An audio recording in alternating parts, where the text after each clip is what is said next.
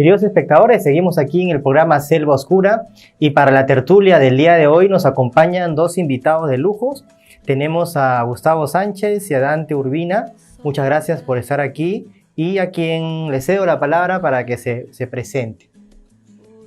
Bueno, ¿cómo estás? De todo, buenas noches. Dante, ¿qué tal? Yo me llamo Gustavo Sánchez, soy del Sodalicio de Vida Cristiana, soy de profesión teólogo, soy doctor en teología, trabajo en la Facultad de Teología Pontificia y Civil de Lima desde hace ya 32 años. El año 2014 el Papa Francisco me nombró miembro de la Comisión Teológica Internacional. He estado prestando colaboración, trabajo en esta comisión, un encargo muy interesante, muy valioso para mí en lo personal, y bueno, ese es un poco mi oficio, ¿no? Muchas gracias por estar aquí, Gustavo. Dante, ¿qué tal? Bueno, la verdad, un gusto estar en este programa. La verdad es que es una ocasión muy grata. Como ya se dijo, mi nombre es Dante Urbina, de profesión soy economista, tengo un máster en economía asimismo, pero paralelamente he desarrollado bastante lo que es el área de la apologética, esto es la defensa racional de la fe. Desde esa perspectiva he dado múltiples conferencias y concedido varias entrevistas sobre temas relacionados con esto, con la apologética, y tengo publicado unos cuantos libros al respecto. Principalmente el libro Dios existe, el libro que todo creyente deberá y todo ateo temerá leer, de 2016. El libro Dios sí existe, cómo defender racionalmente esta verdad ante ateos, agnósticos e incluso creyentes, de 2017. Asimismo, recientemente he publicado en diciembre de 2018 mi libro ¿Cuál es la religión verdadera?, ¿no? Una demostración racional de en cuál Dios se ha revelado, donde doy toda una defensa de la veracidad del cristianismo, conforme a 1 de Pedro 3:15, de dar razones de nuestra esperanza, y precisamente sobre esperanza vamos a hablar hoy. Muchas gracias, Dante, por estar aquí con nosotros. Y vamos a meternos ya de lleno a una primera reflexión sobre la escena que acabamos de ver. Gustavo, vemos que cuando las cosas se ponen terriblemente mal en la Tierra Media, Frodo parece que se llena de desesperanza y va a usar el anillo, ¿no? El anillo del mal. Parece que pierde la esperanza de que se pueden salvar las cosas y parece que ya no reconoce que haciendo el bien, la misión a la que se le había confiado es suficiente para resolver las cosas. ¿No te parece que en la vida cotidiana también pasamos por una misma experiencia o al menos de manera similar?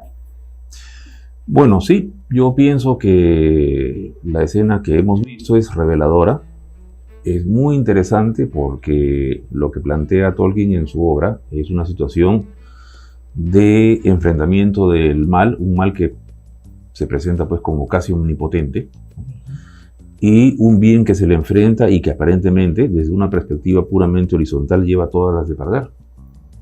A mí me parece muy interesante cómo la salvación, entre comillas, ¿no?, de la Tierra Media, de lo que es la realidad amenazada por el mal, encarnado por la figura de Sauron, ¿no? La salvación viene de los que supuestamente son los más débiles, o sea, los pequeñines, los hobbits, ¿no? No son guerreros como Aragorn, como el otro, ¿no?, que son gente pues ducha en el manejo de las armas, sino que son gente físicamente pequeña, físicamente débil, y desde una cierta perspectiva no se podría pero ni esperar gran cosa de ellos. Y sin embargo, en el desarrollo de la historia, ellos son los que van a salvar, ¿no?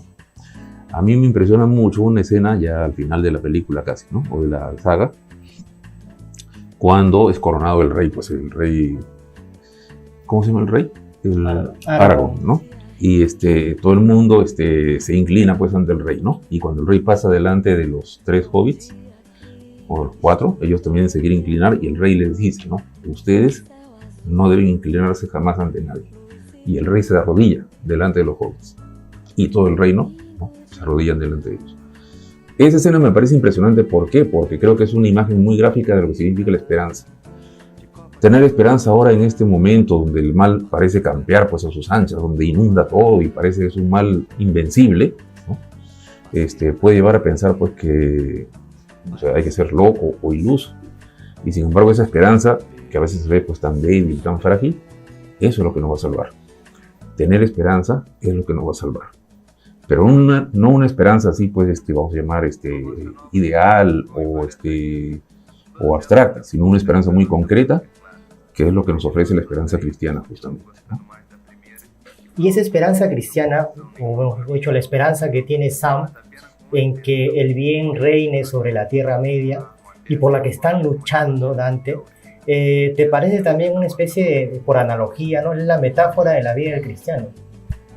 ¿Cómo lo percibes tú? ¿Qué reflexión te da haber visto esta escena?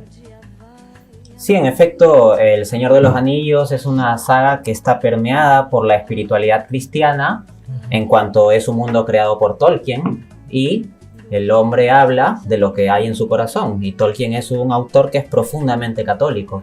Entonces, desde esa perspectiva encontramos lo que se mencionaba, ¿no? El tema de que la esperanza no está puesta en las instancias humanas de las armas o el poder, fundamentalmente, sino todo eso es accidental, todo eso es coyuntural frente al asunto fundamental de que hay que destruir el anillo. Y eso está confiado sobre los pequeños, ¿no? Entonces ahí hay un poco la paradoja cristiana de que los últimos serán los primeros y los primeros serán los últimos. Y claro, me llama la atención este tema de las palabras de Sam cuando dice que frente a todo ese mal, frente a toda esa dificultad que casi parece una imposibilidad en términos humanos o en términos mundanos, se dice que hay que seguir luchando porque hay algo por lo cual se lucha, por un bien. El punto es que la esperanza cristiana puede ponernos en un contexto de encontrar la oposición del mundo en su conjunto. Esto ya lo decía Jesús en Juan capítulo 16. Le decía a los apóstoles que ellos no son del mundo, pero van a estar en el mundo y que van a tener aflicción allí. O sea, uno va a encontrar oposición del mundo. Para ser capaz de seguir adelante cuando se tiene incluso la oposición del mundo entero es porque uno tiene muy claro que aquello por lo cual lucha es más grande que todo el mundo. Y eso me hace recordar las palabras, ¿no?, del famoso dictum atribuido a San Atanasio, que decía: si el mundo está contra la verdad, pues yo estoy contra el mundo. Y esas palabras pueden decirse porque Atanasio tiene una esperanza muy profunda en una verdad que entiende que es más grande que el mundo entero. Bien, entonces hoy día vamos a hablar también de la encíclica Spe Salvi, que es el tema que nos ha convocado el día de hoy. Y el tema central de la encíclica es que aborda Benedicto XVI, es el tema de la vida eterna. Entonces, Gustavo, quisiera que empezaras diciéndonos, que nos dieras una primera aproximación a lo que es la vida eterna, porque es el contenido de la esperanza cristiana. Siempre hablamos de la esperanza cristiana como una virtud teologal, etc. Pero, ¿qué es lo que espera el cristiano? ¿Qué es por aquello por lo que vive? Efectivamente, el tema de la esperanza es un tema importante. Creo que hoy en día es una virtud un poquito olvidada. Pienso que la fe usualmente es muy mencionada, la caridad evidentemente, pero la esperanza medio como que es el pariente pobre de las tres virtudes teologales. Y sin embargo es una virtud central, ¿no? Ahora, el objeto de la esperanza, como bien sabemos, es la vida eterna, ¿no? Y ahí hay una cuestión que es interesante, ¿no? ¿Qué significa esto de la vida eterna? Existimos en este mundo, desplegamos nuestra existencia, nuestra vida, evidentemente con un objetivo o un sentido, ¿no? ¿Para qué vivimos? Esa es la pregunta, ¿no? Las famosas expresiones estas que la filosofía se plantea: ¿quién soy? ¿De dónde vengo? ¿A dónde voy? Nosotros nos encaminamos hacia una realidad definitiva que no supone pues la destrucción de lo que somos, no supone la desaparición de nuestra realidad personal, sino al contrario, una plenitud a la que estamos invitados, una plenitud que nos espera y una plenitud que tiene nombre y rostro. Ese nombre y ese rostro es Dios, ¿no? Y la vida eterna, hacia donde estamos encaminándonos. ¿Qué cosa es? En definitiva, y para decirlo con una frase, es Dios. El Papa Benedicto XVI en la Spe Salvi tiene una descripción maravillosa, me parece, de lo que significa la vida eterna. Me permito leer aquí un pasaje de la encíclica, que es el número, vamos a ver, ¿no? Aquí está, ¿no? El número 12, ¿no? Cuando se pregunta, pues, ¿qué es esto de la vida eterna? y nos dice lo siguiente. La expresión vida eterna trata de dar nombre a esta desconocida realidad conocida. Es algo que no conocemos, pero que de alguna manera sabemos algo, ¿no? Es por necesidad una expresión insuficiente que crea confusión. Sigue diciendo, podemos solamente tratar de salir con nuestro pensamiento de la temporalidad a la que estamos sujetos y augurar de algún modo que la eternidad no sea un continuo sucederse de días del calendario, sino como el momento pleno de satisfacción en la cual la totalidad nos abraza y nosotros abrazamos la totalidad. Ya, esa expresión es bellísima. La totalidad nos abraza, nosotros abrazamos la totalidad. Y yo diría, la vida eterna es Dios. Dios nos abraza, nosotros abrazamos a Dios. A eso nos encaminamos. Esa es la vida eterna que nosotros en medio de esta vida temporal y terrena tratamos de alcanzar y hacia la que nos dirigimos. San Agustín tuvo una frase maravillosa en su libro clásico Las Confesiones, que era esta de: nos hiciste, Señor, para ti. Hemos sido creados por Dios y nuestro corazón está inquieto hasta que descanse en ti. Ese descansar en Dios es justamente la vida eterna hacia la que nos enrumbamos. Todo lo que hacemos es para alcanzar la vida eterna. Alcanzar la vida eterna, alcanzar a Dios es ser feliz, encontrar la realización de nuestra existencia. No alcanzarla es el infierno, ¿no? Entonces, en ese sentido, hay una cosa que creo que sí nos ilumina y nos ayuda a saber hacia dónde nos estamos enrumbando. Dante, esta vida eterna que como explicaba muy bien Gustavo, que es este abrazo de la totalidad, ¿no? La totalidad nos abraza. Ratzinger en su introducción al cristianismo introduce una expresión llamada inmortalidad dialógica. Él dice que el amor exige eternidad, ¿no? Las personas a las que amamos queremos que no mueran nunca, dice Ratzinger. Bueno, Dios, porque nos ama, no quiere que vivamos para siempre. Esta idea pero en el caso de los hombres, pues podemos amar a alguien, pero no evitar que muera. En el caso de Dios, Él nos ama y por eso su amor nos hace eternos. Y Él sí puede, ¿no? Y Él sí puede. Entonces, esta vida eterna que es el abrazo de Dios, esta vida eterna que consiste en estar con Dios, Jesús diría, en esto consiste la vida eterna, ¿no? En que te conozcan a ti, Padre. Entonces, ¿cómo tú también podrías explicarnos en qué consiste esta vida eterna, que no es ya una continuación histórica de la vida, ¿no? ¿Cómo nos podrías explicar qué cosa es la vida eterna? Bien, voy a partir de la Escritura. Juan 14:6, yo soy, dice Jesucristo, el camino, la verdad y la vida. Entonces, Él mismo se proclama como la vida, ¿no? Y siendo Jesucristo eterno, Él mismo es la vida eterna, Él es el pan de vida. Entonces, la vida eterna es la unión plena con Jesucristo. De este modo, lo que nosotros tenemos es que a un nivel trascendente, esta unión implica eternidad. Santo Tomás de Aquino, siguiendo al filósofo Boecio, definía la eternidad como la posesión simultánea de la vida interminable.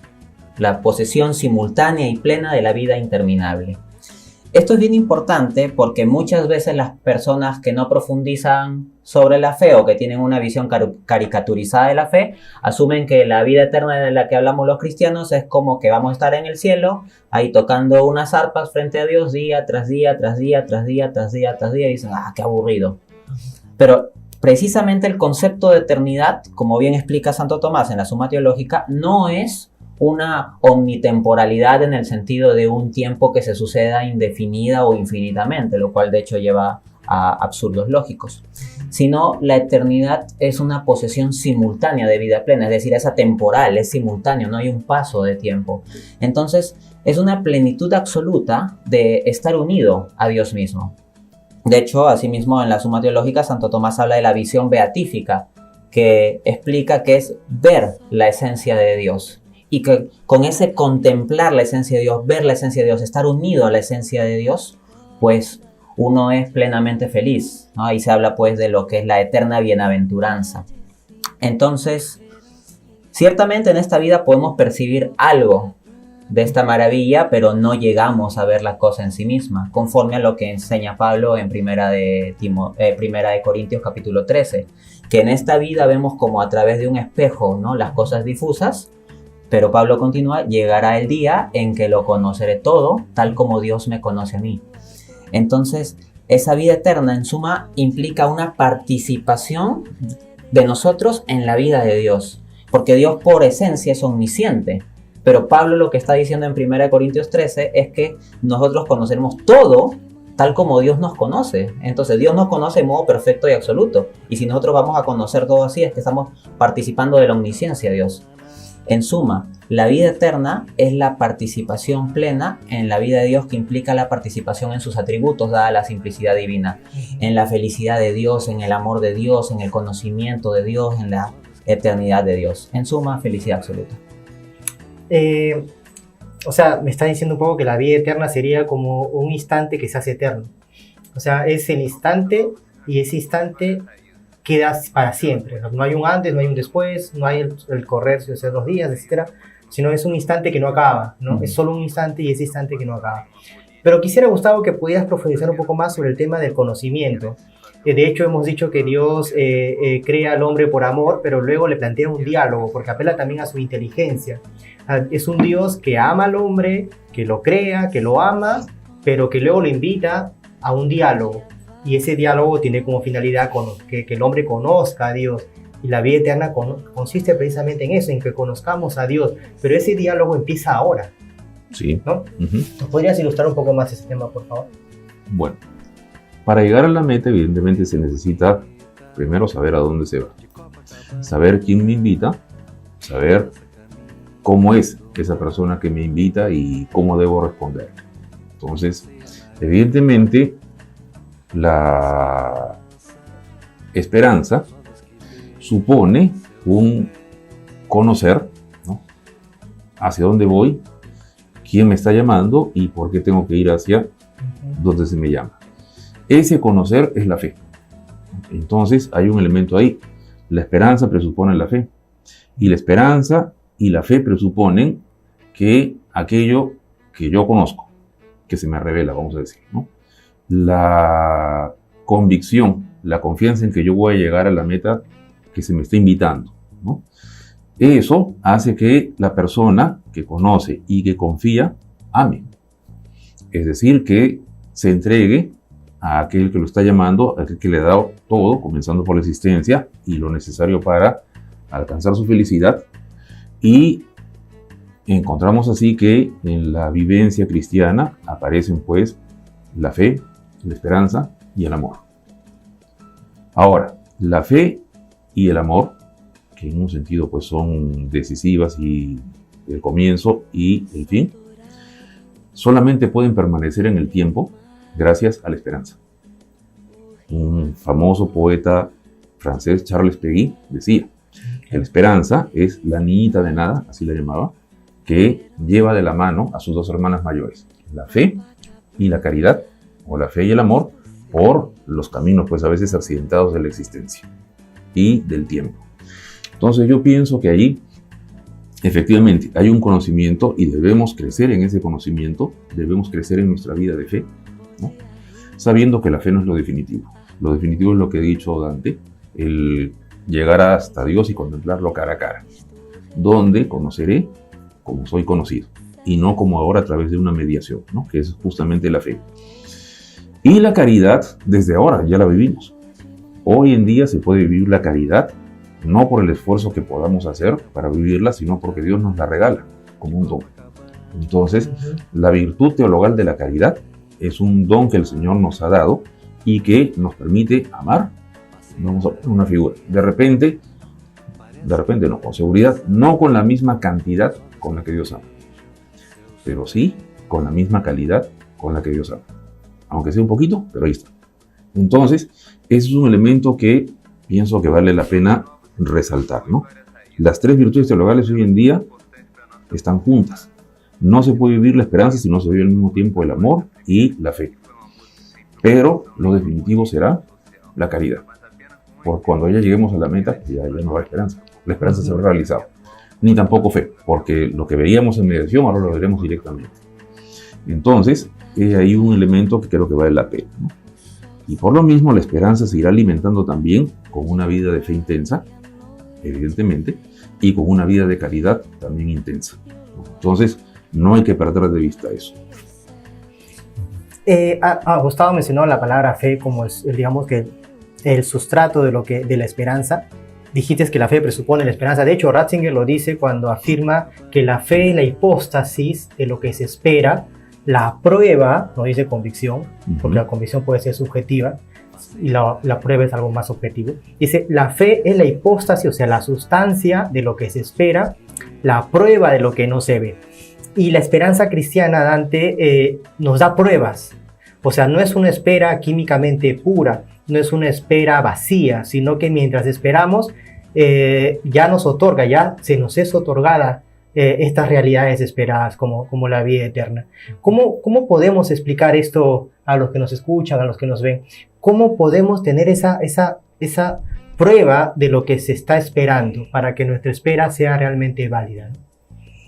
Bueno, claramente, como decía al comienzo, el apóstol Pedro en su primera carta, 3:15, nos dice que debemos estar listos para dar razón de nuestra esperanza.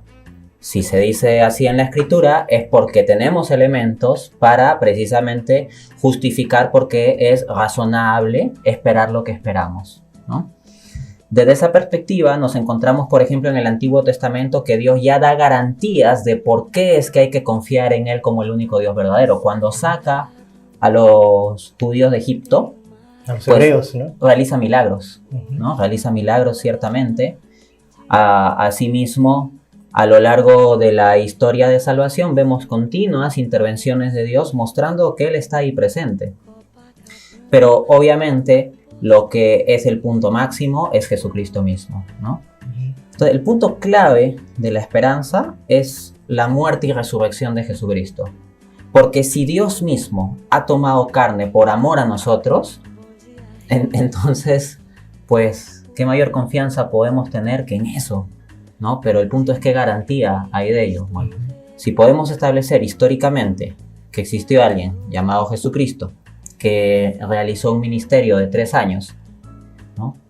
Que dentro de esto implicó el proclamarse a sí mismo como Dios, el proclamarse a sí mismo como divino, y que, ganándose problemas por eso, siendo condenado a muerte en virtud de eso en última instancia, queda en el sepulcro. Si lo que encontramos es que queda en el sepulcro, entonces la esperanza cristiana es vacía. Por eso Pablo no tenía problemas en decirlo. Si Jesucristo no ha resucitado, vana es nuestra fe.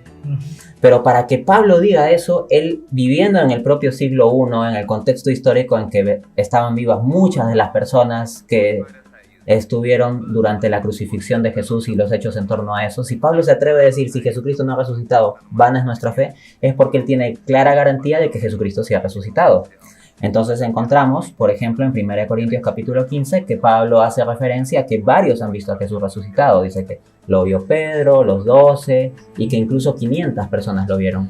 En el lenguaje bíblico, el número 5 hace referencia a cantidad indeterminada. Cuando se dice 500, es una forma de decir que lo vieron muchos, o sea que hasta se pueden contar en unos cuantos cientos la cantidad de personas que lo vio. Y Pablo está tan seguro que dice, e incluso varios de ellos aún viven. Entonces Pablo tiene una esperanza profunda en que Jesucristo resucitó, pero porque él no lo vio corporalmente en el momento histórico, pero Jesucristo se le revela a sí mismo, ¿no? Y cuando Jesucristo se le revela espiritualmente resucitado y Pablo cambia, Pablo no se queda ahí, sino que de acuerdo a Gálatas capítulo 2, Pablo va y quiere averiguar con detalle los hechos históricos concernientes a la resurrección de Jesús, va y habla con los apóstoles. Y el término que se utiliza en la escritura es la palabra griega historeo, para hablar de la investigación que hizo Pablo. Entonces Pablo no tuvo problemas en ver de analizar la garantía histórica de la resurrección de Cristo, y él estuvo muy convencido. Desde esa perspectiva, por supuesto esto ya lo desarrollo con más detalle en mi libro, en mi trabajo apologético, uno puede, con base en un análisis histórico, si es que no tiene prejuicios metodológicos de automáticamente descartar lo divino, pues llegar a la conclusión razonable de que efectivamente Jesucristo ha resucitado. y esa va a ser suficiente para la esperanza. Ahora, pero la esperanza consiste en estar con Dios. Y entonces en el presente ya estamos con Dios. Ujú. Por eso que nuestra esperanza no es una esperanza vacía, sino es una esperanza que ya me da algo ahora. ¿Qué es lo que ahora ya me da de las realidades divinas? Y por lo tanto nuestra esperanza sería una esperanza también razonable. Lo que la esperanza nos da es la confianza en que todo lo que Dios nos ha dicho a través de Jesucristo no solamente es verdadero, sino que se va a realizar. Ya Dante ha hecho una muy buena exposición de lo que significan esas verdades. Primero, de que estamos salvados. De que, siguiendo lo que hemos visto en la película, no es el mal el que va a triunfar, sino va a triunfar el bien. Y por lo tanto, que vale la pena luchar por el bien. De eso tenemos la confianza en que eso es cierto. La certeza, podríamos decir. Porque Jesús lo ha realizado con su muerte y resurrección. Segundo, sabemos que si nos mantenemos unidos a Dios, si acogemos su gracia y cooperamos intensamente con ella, podemos llegar a la meta que el Señor nos promete, ¿no? Y no es solamente una convicción subjetiva, sino es una, vamos a llamar así, promesa objetiva, ¿no? Que depende en su realización de que sigamos lo que Dios nos pide, ¿no? Cuarto y último, sabemos también que vamos a resucitar y vamos a vivir unidos a Cristo si es que nos unimos a Él y mantenemos pues la vida que Él nos ha ofrecido, ¿no? Y mira tú que la confianza en que eso se va a realizar no depende de nosotros, porque hemos mencionado que tanto la fe como la esperanza y la caridad son virtudes teologales. Quiere decir que no salen de nosotros, vienen de arriba, vienen de Dios. Entonces, la convicción, la certeza de que eso va a ocurrir, no la da uno mismo, no me la doy yo a partir de todo el esfuerzo que hago, ¿no? Sino la da Dios directamente. Pienso yo que tenemos un elemento más que nos ayuda efectivamente a hacer realidad esa esperanza y a no dudar de que lo que nos han prometido se va a realizar, y que es el Espíritu Santo. Pablo también menciona, y la cita es Romanos 5:5, que la esperanza no falla. Y mira tú que esa palabrita creo que para todos nosotros cristianos debería ser como una especie de mantra, que deberíamos repetirnos continuo y constantemente. La esperanza no falla, porque el amor de Dios ha sido derramado en nuestros corazones por el Espíritu Santo que nos ha sido dado. Entonces, Jesucristo nos ha salvado, ha muerto por nosotros, nos ha reconciliado, su sangre ha limpiado nuestros pecados y nos ofrece la posibilidad de una vida nueva. Y eso que Jesús ha hecho por nosotros y que ocurrió en el año, imagínate, pues 30 después de Cristo, qué sé yo, eso se hace realidad aquí y ahora, hoy día, en mi propia vida, gracias al Espíritu Santo. El Espíritu Santo actualiza de manera maravillosa esa cuestión para que lo que hizo Cristo sea realidad en este momento y alcance la meta que Cristo quiso. Por eso, me parece que Pablo dice, la esperanza no falla, porque el amor de Dios es realidad en nuestros corazones por el Espíritu Santo. Pienso que deberíamos tener una actitud un poco más cercana hacia el Espíritu Santo también, ¿no? Porque Él es el, vamos a llamar así, el que actualiza y fortalece nuestra esperanza.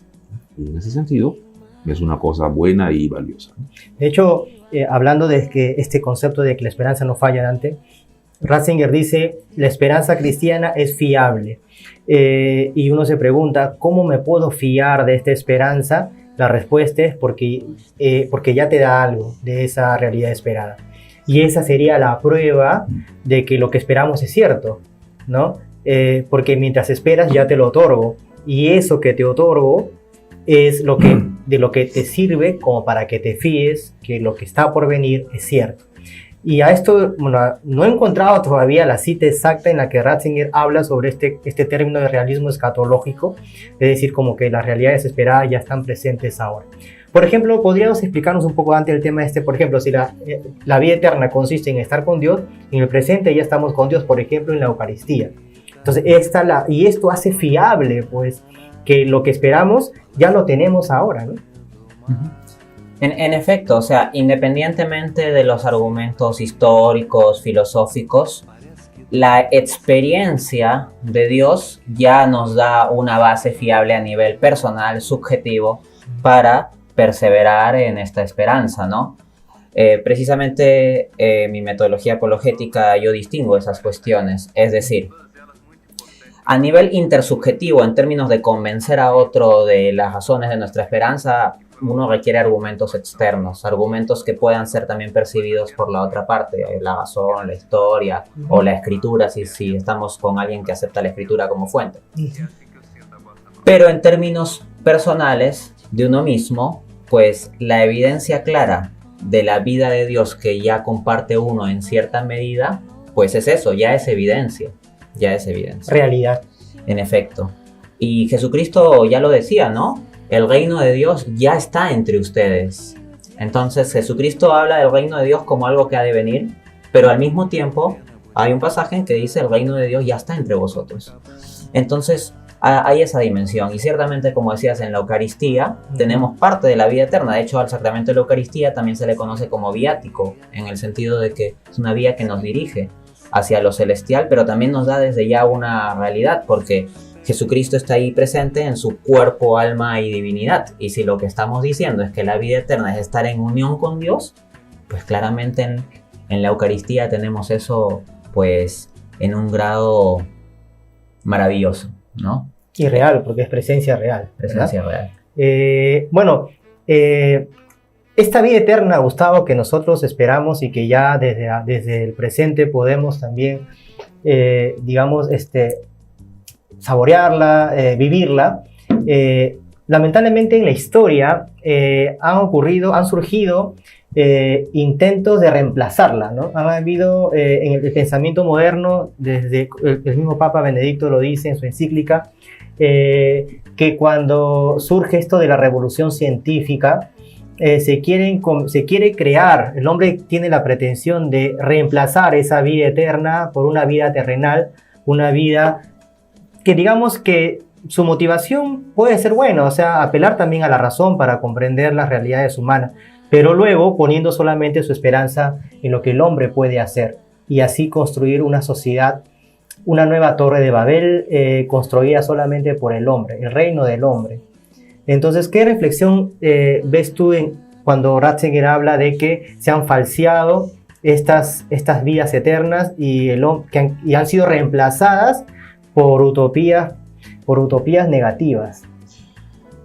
Bueno, Ratzinger, el Papa Benedicto XVI, en su encíclica Spe Salvi, tiene un elemento que me parece muy interesante y muy valioso desde el punto de vista, vamos a llamar así, intelectual, ¿no? Establece ahí un diálogo, una confrontación entre la esperanza cristiana y las esperanzas humanas, ¿no? Nota tú la formulación: esperanza cristiana y esperanzas humanas. Una es singular, las otras son plural. Y efectivamente, él se pone a analizar de dónde han surgido esas esperanzas humanas, ¿no? La esperanza que, por ejemplo, puede brindar la ciencia como la solución a todos los problemas futuros, la esperanza que brota pues de una visión puramente antropológica, humanista, lo de la Revolución Francesa, y la esperanza que surge pues de la transformación violenta, social, etcétera, que es el marxismo, ¿no? Pienso yo que el gran mérito del Papa Benedicto XVI al analizar estas esperanzas humanas y confrontarlas con la esperanza cristiana es el de haber señalado con mucha claridad que las esperanzas humanas han querido reemplazar lo que ofrece la esperanza cristiana. La esperanza cristiana nos ofrece a Dios, ¿no? Nos pone a Dios como el que nos da la confianza de que todo lo que nosotros aguardamos con expectativa se va a realizar. El hombre ha querido hacer ese papel, ¿no? El hombre ha querido darse a sí mismo la seguridad, la certeza de que va a haber un mundo perfecto, un mundo futuro mucho mejor que el actual, etcétera, etcétera, y que el hombre mismo es capaz de alcanzarlo con sus propias fuerzas. Es decir, el hombre ha querido ocupar el papel de Dios. Y como bien sabemos, eso de ahí es la esencia del pecado. El pecado es cuando el hombre rechaza a Dios y quiere ponerse en su lugar. Entonces, ¿cuál ha sido el resultado de estas expectativas humanas? Yo creo que la historia misma ha demostrado que estas esperanzas humanas han llevado a situaciones ideologizadas cuyo resultado ha sido prácticamente la opresión casi absoluta del ser humano. Pensemos pues en las atrocidades que surgieron de la Revolución Francesa, pensemos en la atrocidad que ha surgido de los regímenes marxistas desde el año 17 hasta prácticamente ahora, ¿no? Y pensemos también todas las aberraciones a los que lleva justamente esta ideología cientificista que toma al hombre pues como un objeto de ensayo, de experimentación, etcétera, etcétera. Entonces, cuando eliminamos a Dios del horizonte, ¿no?, y el hombre se pone en su lugar, lo que adviene no es el reino, lo que adviene es el infierno. Y es una cosa perverso, como diría Kant, y es una cosa muy interesante que el Papa dice, ¿no? El reino que el hombre persigue con las propias fuerzas no trae como resultado el reino de Dios prometido en la Escritura, trae el infierno, que es justamente todo lo contrario. Y esto lleva a una conclusión interesante. El Papa, como ustedes recordarán en la encíclica, juega con la frase esta de Efesios 2:12, ¿no? Que no seamos, dice Pablo a los cristianos, o a los cristianos de Éfeso, no sean como los paganos que viven sin esperanza, o sea, que viven sin Dios. Aunque tenía muchos dioses, claro, estaban sin pero en Dios. el fondo, estaban sin Dios. El mundo de hoy, a través de estas ideologías, de estas esperanzas humanas, vive sin Dios. ¿Cuál es el resultado de eso? El infierno, ¿no? Y yo pienso que algo del infierno se ve pues en todas estas situaciones tan negativas, tan cargadas, que hoy en día somos testigos y vemos, basta ver el noticiero, la televisión para darnos cuenta. Y ante eso viene también un poco lo que hemos visto en la película esta del Señor de los Anillos, ¿no? La escena que hemos visto, ¿no? El mal parece campear, el mal parece que es inmenso, como que aplasta, pues, entonces, ¿qué esperanza podemos tener ante tanto mal? Y ahí viene la cuestión, ¿no? Vale la pena luchar por el bien. Porque mira tú, que aunque parezca el bien ahora una cosa pequeñita y todo, y además débil, indefensa ante tanto mal que hay en el mundo, sin embargo, ese bien ya triunfó. Cristo ya triunfó, ¿no? Entonces, sí, obviamente nuestra esperanza está bien consolidada y bien cimentada. Jesús dijo, en el mundo tendréis tribulación, pero ánimo, yo he vencido al mundo. Y la pregunta es, ¿creemos eso de verdad? Entonces, yo creo que podemos decir, sí, creo. ¿Por qué? Porque tengo fe y por lo mismo porque tengo esperanza, ¿no? Me has hecho recordar una frase, justo hablábamos antes de empezar el programa sobre este libro de entrevista, informes sobre la fe que hace el periodista Vittorio Messori en ese tiempo Cardenal Ratzinger. Y hay una pregunta que le dice si él se consideraba optimista, ¿no? o pesimista. Algo parecido también a Bernard Chesterton habló en Ortodoxia, ¿no? Sí. Pero Ratzinger da una respuesta muy interesante. Él dice, el cristiano tiene que ser siempre optimista porque sabe que a pesar de dificultades, al fin y al cabo, la historia ya ha sido salvada, ¿no? Sí. Dante, ¿cuáles serían esas consecuencias a las que Gustavo hace referencia? Digamos, ¿cuáles serían las consecuencias inmediatas de crear de estas esperanzas humanas, ¿no? Tú has trabajado mucho estas cosas, de hecho, desde el punto de vista económico, has lecturas tremendamente magistrales. ¿A cuáles serían las consecuencias de crear un mundo sin Dios? Uy, con eso me va a faltar tiempo, pero voy a procurar resumir. A ver. Cardenal Henry de Lubac, en su libro El drama del humanismo ateo, decía: no es verdad que el hombre no pueda construir el mundo sin Dios. Ciertamente, el hombre puede construir el mundo sin Dios. Pero si lo hace, no hay más opción a que lo construya en contra del mismo hombre. O sea, el humanismo ateo, el humanismo sin Dios es antihumano, es inhumano. Entonces todas estas esperanzas, todas estas torres de Babel, de sistemas que pretenden poner un paraíso en la tierra, sin Dios, van a poner un infierno. El paraíso por definición tiene que estar con Dios. Entonces si quieres un paraíso sin Dios, el estado de cosas sin Dios, por definición, a su vez, es el infierno. Entonces terminamos trasladando un infierno a la tierra. Rápidamente, algunos ejemplos. Bueno, el más resaltante es toda la prédica marxista, que habla pues de un paraíso en la tierra. En específico, Marx, en la crítica del programa de Godard de 1875, pues hablaba de un sistema económico perfecto, el sistema comunista, en donde se daba la consigna de cada quien según sus capacidades y a cada quien según sus necesidades. Entonces una justicia económica muy bonita. Asimismo, los problemas de egoísmo que teníamos se decía que eran cuestiones coyunturales de la naturaleza humana debido a la forma en que había sido moldeado por los sistemas donde primaba la propiedad privada como el capitalismo. Pero una vez que acabemos con la propiedad privada, pues la naturaleza humana iría modificándose a ser más solidaria y todo eso. Entonces, es como que el marxismo es una promesa en el cual se plantea un paraíso en la tierra, el comunismo. Pues bien, el teórico marxista Leszek Kolakowski tenía una frase muy interesante a este respecto. Él decía, en su época decía, ¿no? En el siglo XX, hace 20 años éramos felices porque sabíamos lo que teníamos que hacer.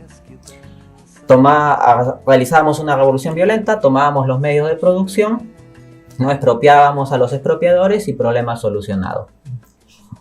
Pues bien, hicimos la revolución, expropiamos a los expropiadores y hemos instaurado uno de los sistemas totalitarios más opresivos de la historia. Entonces él mismo reconocía el gran fracaso de todo el planteamiento marxista. De otro lado tenemos el cientificismo. Cuando la ciencia moderna comienza a avanzar a grandes pasos, pues se dice, bueno, entonces la ciencia va a comenzar a resolver los asuntos de la humanidad. Se pensaba, por ejemplo, en los avances en la medicina. Bueno, en gran parte se ve que comienzan a surgir nuevas enfermedades y está la hipótesis de que muchas de ellas pueden estar relacionadas con el tipo incluso de alimentación con elementos químicos o sintéticos que podamos estar teniendo, los cuales serían producto de la ciencia. Entonces se crean soluciones, pero al mismo tiempo se generan nuevos problemas, ¿no? De otro lado, la ciencia nos da instrumentos que nos simplifican la vida. El celular nos simplifica la vida. Pero si uno se pone a reflexionar, ya en cierto modo simplifica la vida, pero no, desde otras dimensiones, no nos complica también la vida, o sea, nos hace nuestras vidas cada vez más complicadas con más y más aparatos que a su vez se dice que nos simplificarían la vida. De otro lado, tenemos que la posibilidad y realidad en su época de la bomba atómica es un producto de los avances de la ciencia, es decir, el hombre también crece en su capacidad de destruir. Einstein decía que nuestro avance tecnológico había superado a nuestro avance humano, ¿no? Desde esa perspectiva, si la tecnología militar, por ejemplo, avanza mucho más que nuestra capacidad moral, pues tenemos un esquema muy peligroso. Sobre esto, de hecho, reflexionó el filósofo francés Michel Lacroix en su libro El humanicidio. Entonces acá tenemos unos peligros y bueno, para cerrar, se podrían plantear muchas esperanzas. A ver, dos brevemente, el tema del capitalismo liberal. Entonces se plantea, comienza a haber una dinámica económica, los países comienzan a crecer, con la revolución industrial se ve que comienza a haber mayores salarios, prosperidad, etc. Entonces el capitalismo de libre mercado va a resolver nuestros problemas. Lo que encontramos es que hoy en día, pues, en un mundo donde se tira muchísimo alimento a la basura, hay gente que muere de hambre. Entonces, como ha demostrado el Premio Nobel de Economía de 1998 Amartya Sen, tenemos suficiente producción de alimento como para satisfacer las necesidades de todos, pero se distribuye de un modo tal que hay gente que muere de hambre. Asimismo, tenemos pues el asunto de las crecientes desigualdades e incluso en los países que han alcanzado una prosperidad capitalista se encuentra un consumismo donde hay una pérdida de sentido de la vida, donde la subjetividad de la gente está manipulada por los medios de comunicación y donde también se dan problemas de salud graves como por ejemplo la obesidad en los Estados Unidos. Entonces ese paraíso capitalista no parece tan bonito.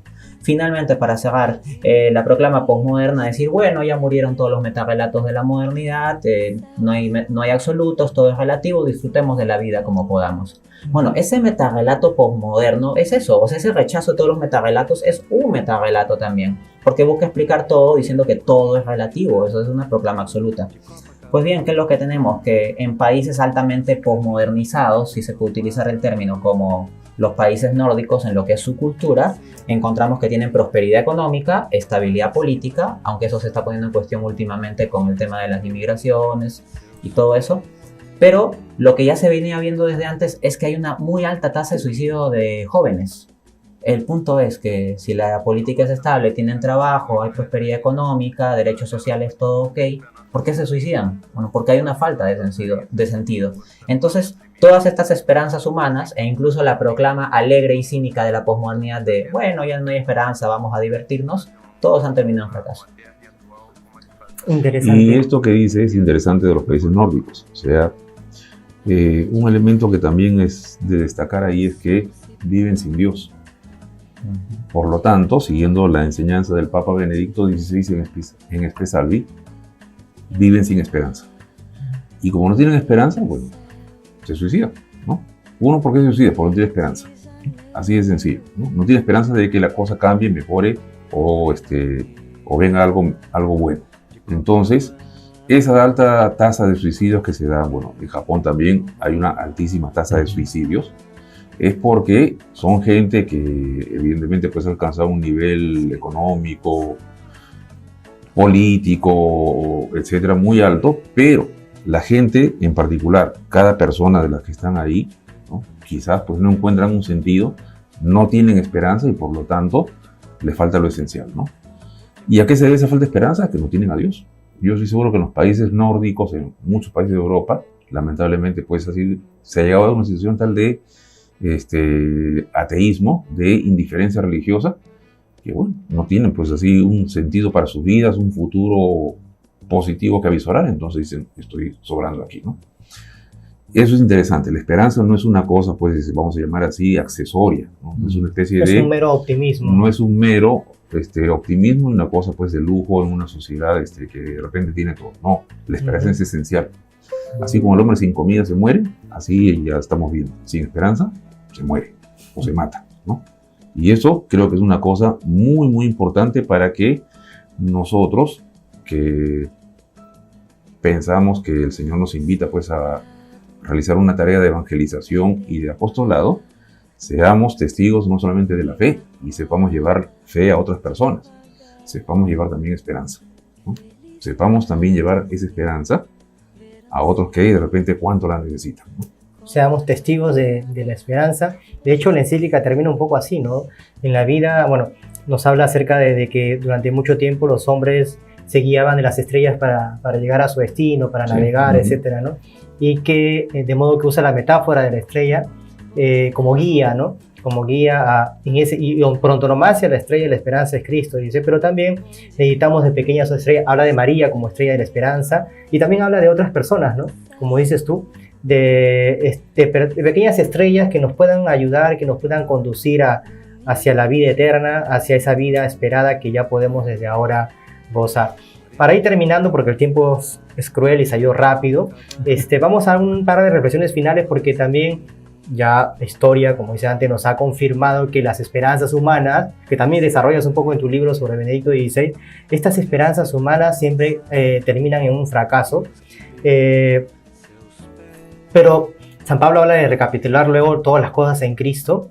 Y vemos también que en la historia de la Iglesia han habido también intentos de traer esa vida eterna también aquí al presente, ¿no? Y a mi juicio personal, reducir esa vida de Dios simplemente a una satisfacción terrena, ¿no? Como una vuelta al pasado, o no sé cómo explicarlo, pero creo que podríamos también... La doctrina social de la Iglesia nos enseña de que las virtudes de la fe pueden ser vividas y comunicadas en la vida social. De hecho, nosotros cuando vamos a la Lumen Gentium y vemos el numeral, famoso numeral 33, me parece 32, 33, cuando habla sobre la índole secular, de que es la misión de nosotros los laicos, santificar las realidades terrenas, que me parece que es lo correcto, ¿no? Santificar las vidas terrenas, no convertir el reino de los cielos en un reino mundano, ¿no? Sino de santificar las realidades con nuestra vida, ¿no? Con nuestra vida de fe. Entonces, ¿qué opinión le merece a usted? Empezamos con Dante y luego terminamos con Gustavo. ¿Cómo percibes tú esto, Dante, de algunos intentos de algunas personas de querer transformar el reino de los cielos en un reino terrenal de Cristo? Bueno, si uno quiere seguir a Cristo, no puede estar en esa perspectiva de pensar que se puede establecer de modo pleno un orden temporal que cubra todas las condiciones de lo eterno o del reino de Dios, ¿no? Jesucristo mismo lo que ha establecido es que Él va a venir, por eso hay una segunda venida, a instaurar ese reino. Por supuesto, es responsabilidad absoluta de cada uno de nosotros los cristianos el luchar día a día para instaurar eso en todas las dimensiones de la vida social. Pero eso no implica la esperanza de pensar que se va a instaurar un orden temporal en algún momento aquí y que ese orden temporal va a ir funcionando y eventualmente va a venir Cristo, ¿no? Gracias a nosotros, claro que en efecto. Lo que hacemos es hacer que venga ya pronto, ¿no? Con nuestras acciones es hacer que se anticipe su llegada, ¿no? O sea, ven Señor, no tardes, creo que es la expresión antiquísima de la iglesia, ¿no? ¿Qué opinión te merece esto, Gustavo? Y con eso ya vamos terminando también el programa, que se nos ha acabado el tiempo. Sí, bueno, en la historia han habido efectivamente muchas concreciones de esta idea, ¿no? De tratar de instaurar un reino de Dios aquí en la tierra. Pensemos que desde la época de Constantino, ¿no?, ya había un poco la idea, ¿no? Y algunos entusiastas del emperador Constantino decían, era el que estaba poniendo el reino de Dios aquí en este mundo. Usualmente esos intentos están muy vinculados a la política. Y hay que decir que el reino de Dios, así como lo presenta el Señor, es una realidad trascendente, que tiene su vinculación con la historia, con lo que vivimos, pero que no se identifica ni con la historia, ni con lo que vivimos, ni tampoco con lo que hacemos. Tenemos Constantino, tenemos los imperios medievales que también tenían esa pretensión, ¿no? A veces se ha pensado pues que la sociedad de cristiandad de las épocas pues, medievales y del primer renacimiento eran un poco también esta idea, pero evidentemente pues la historia ha demostrado que no tiene nada que hacer. Yo lo que pienso es que de una cosa buena y además necesaria se ha llegado a un extremo, que es negativo y malo, ¿no? ¿Cuál es esa cosa buena? Que efectivamente pues, lo cristiano tiene que tener una presencia en el mundo como realidad personal, y esa realidad personal son los santos. Los santos son la presencia maravillosa de lo cristiano en el mundo, como realidad cultural también. La cultura tiene que estar impregnada de los valores evangélicos. Tan es así que la iglesia hoy en día habla de evangelizar la cultura. Lo malo es pensar que se puede plasmar lo que es el reino de Dios de manera total a partir del esfuerzo nuestro. Y no olvidemos que el reino de Dios viene porque es un don de Dios. Y porque Jesús, como ya dijo Dante, lo va a hacer presente aquí en el mundo en su segunda venida. Entonces, fluctuando entre estas dos perspectivas, la enseñanza social de la iglesia es justamente la manera como desde la revelación se quiere hacer presente lo cristiano, los valores que surgen del evangelio en las realidades sociales, con la convicción de que el progreso temporal, el cambio social, político, etcétera, etcétera, no es el reino de Dios. Exacto. Enseñanza de Gaudium et Spes número 38. No hay que identificar progreso temporal o político con el reino de Dios. Desde otra perspectiva, eso fue lo que quisieron hacer pues estas esperanzas humanas que hemos hablado. El marxismo quiso hacer eso. Quiso establecer un reino de Dios, entre comillas, aquí en el mundo, el paraíso comunista famoso. Y fue un fracaso, fue el infierno. Y dígase lo mismo otros modelos. Entonces, hay que saber respetar pues lo que es la instancia de Dios y nuestros pobres esfuerzos. Sí podemos con nuestro buen obrar, con nuestro trabajo en lo social, de repente también en lo político, etcétera, ir preparando, ¿no es cierto?, la venida del reino.